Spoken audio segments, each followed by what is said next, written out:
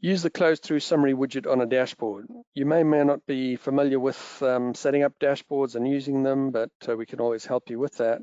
But you'll find that if you are using, let's do this at the top level. If I go to my dashboards, you'll see that I have a dashboard here called year-end functions.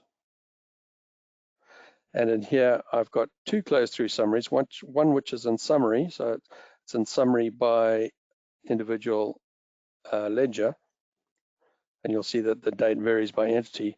And then likewise, I've got it here by entity. So if I go down to my UK entity, 31st of 1st, 2024, and I can see if the period is being closed. So very useful just to have that widget in your dashboard to be able to look at and see where you're at with closing.